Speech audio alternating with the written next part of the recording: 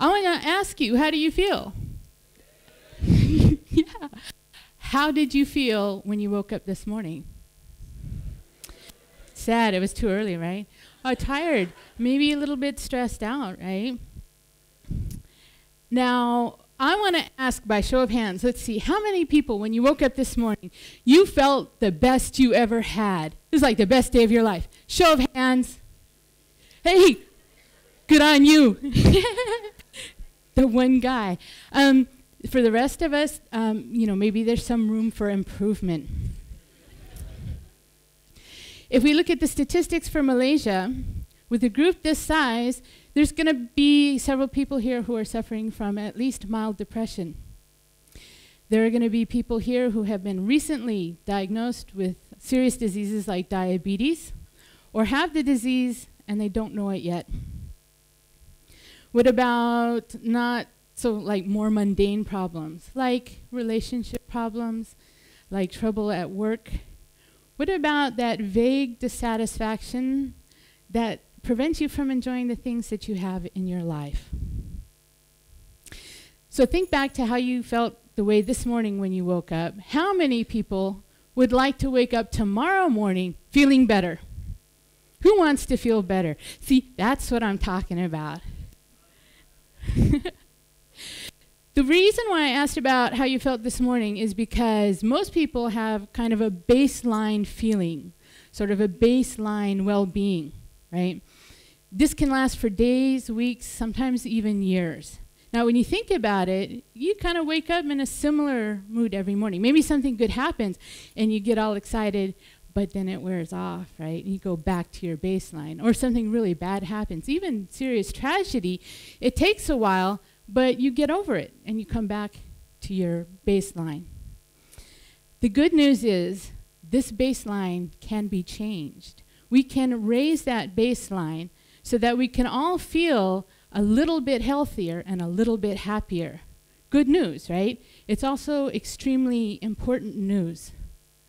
The reason why it's important is because when we feel good, like when we feel really good in our body, we feel our best, we think more clearly, right? We learn more quickly. When we have to do troubleshooting or problem solving, we come up with more and more creative solutions. We are kinder and more compassionate people. So feeling good, you can think of it as being an avenue to becoming the best person you can be. This is really important right now. Think about the crises and the troubles, the challenges that we're facing. Think about the things that people talked in the previous TED Talks. Horrible things are happening in the world. What about peak oil? What about climate change? Mass extinction? Global economic collapse? Now, I don't know what the future is going to bring. I can't even guess. But I can tell you it is for sure going to be different than the way we live our lives now.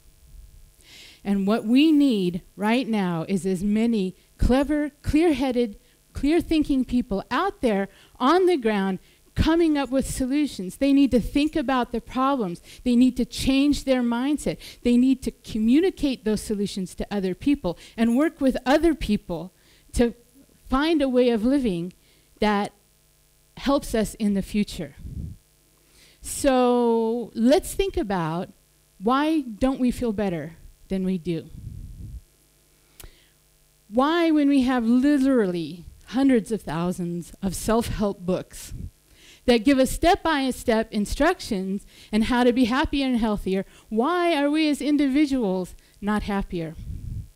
Why, when we've had amazing teachers who teach us how to live a good life, like the Prophet Muhammad, like Jesus, like Buddha, right? Why, when we have documents of enormous wisdom like the Torah and going back thousands of years, the Vedas, why, as a population, aren't we doing better? Why? I ask you why, when we already have so many TED Talks? Why don't we feel better? I'll tell you why I think we don't feel better. It's because it's hard, right? Anytime you want to raise that baseline, you want to move away from something that's comfortable or maybe just familiar, it's really hard. It takes effort. And you know, we're like a little bit kind of lazy, easily distracted, right? It takes time, and we're impatient. And the worst thing is we have to do it ourselves. It's our minds. It's our bodies. We have to think for ourselves. And you guys are all pretty clever. I'll talk to a lot of really clever people today. But if you want to take your thinking for yourself to the next level, it can be a little bit scary. So let me give you an example. A friend of mine, she watched both of her parents die long, slow, painful, early deaths, largely due to the lifestyle choices that they made. She's scared. She doesn't want to go this way, so she tries to take care of her health. But the problem is she has a stressful job, and she works long hours. And sometimes she's hungry, and so she goes to a vending machine, and she buys a handful of candy bars for lunch. Now, ironically, she does work in patient care. Eating a candy bar for lunch.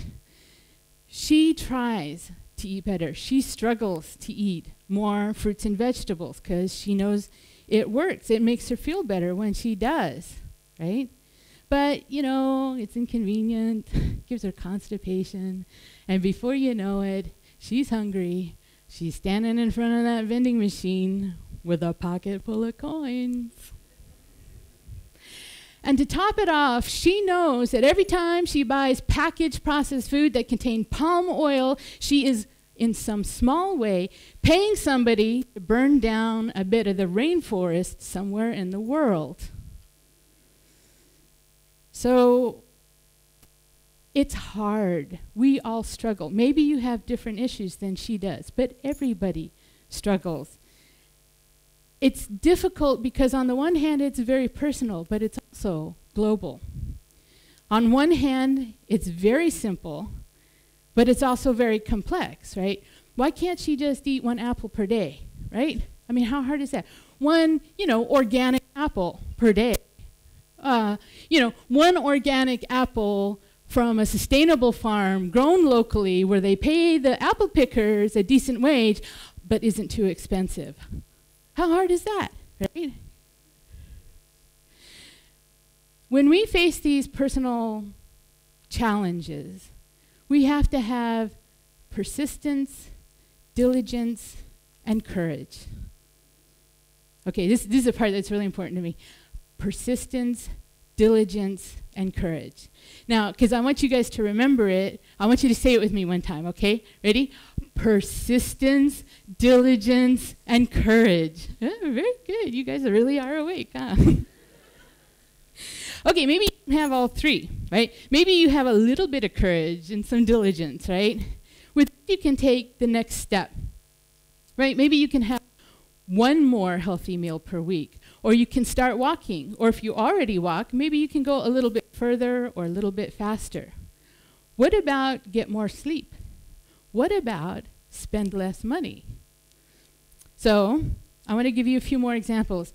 These are people that I actually know, friends of mine. Once upon a time, there was a little boy, and he had to learn French and English in his school. These are not his native languages. And he wondered why he was working so hard to learn these languages when the only people that he knew that spoke these languages were his teachers. So rather than waste his time, he got on his bike and he rode the several kilometers to the local tourist attraction where there were foreign guests. And he started to greet them in their own languages. And before you know it, they were talking with him in their language. They were asking him about his history, his culture, and he could answer. And before long, he was giving guided tours. He was making money because he learned French and English. So right, so what did he do with that money? Well, a lot of kids his age at this time were buying guns and selling drugs to get rich quick. So what did my friend do? He bought piglets, little baby pigs.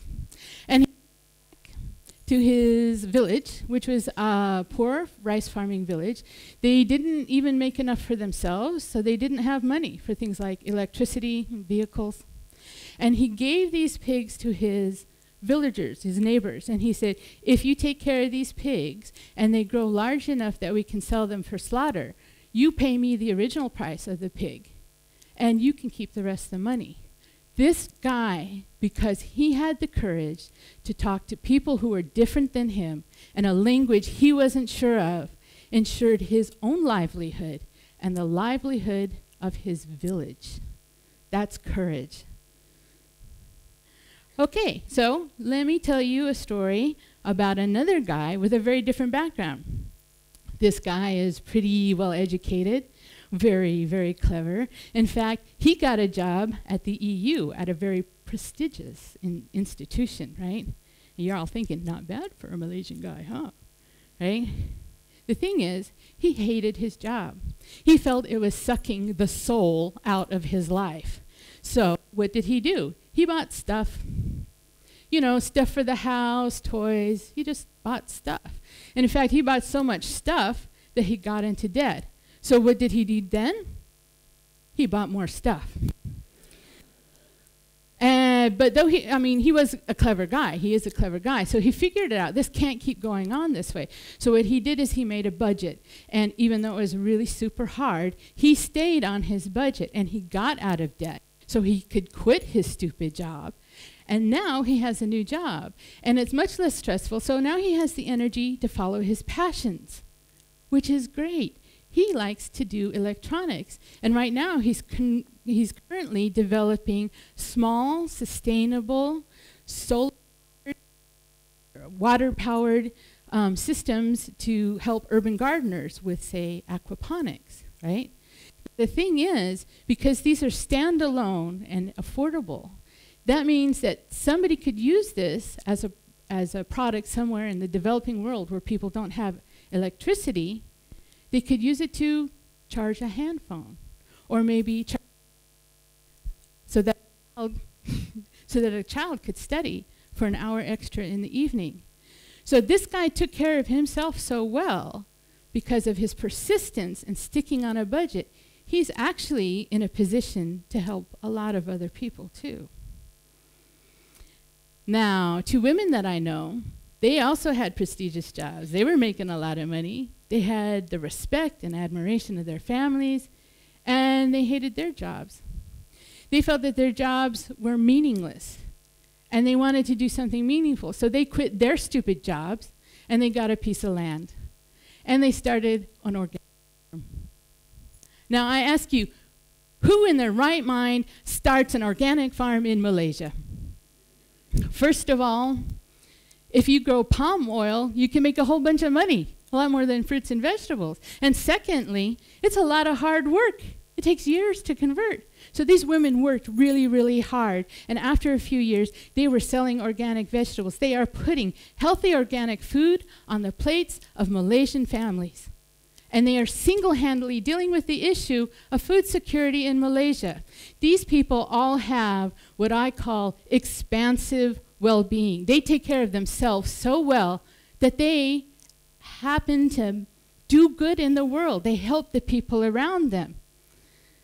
So that's why I encourage you to think about the horrendous we face.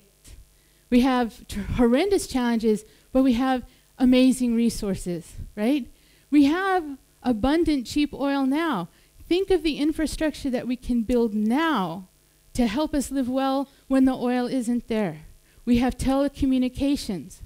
We can meet like-minded people all over the world, make community, and start changing social institutions and behaviors so that we can not only adjust to the future, but maybe even live better lives. We have access to millions and millions of documents of information and knowledge from thousands and thousands of years. Why don't we use this? Why don't we use these resources? And maybe if we work at it, we can get a little bit of improvement. And if we keep working at it, maybe it can get a little bit easier. In some small way, we can save the world. I mean, it's outrageous, isn't it? If you know what's going on in the world, how can anybody be talking about saving the world? But I admit it, I want to save the world. If I could, I would save the world. Who else feels that way? Who wants to save the world? Who wants to save the world? Look at that. You guys are an amazing resource. Your education, your connections, your ability to communicate. I've heard so many excellent ideas from the students. I mean, the talks are brilliant, but you guys are a huge resource. You know, so I encourage you, please take care of the world, which is our home. Take care of the people around you, who is our family. I urge you to share the good things that you are, your talents, your passions, your abundance. But in order to do these, and as a prerequisite, I ask you, please, take care of yourselves. Thank you.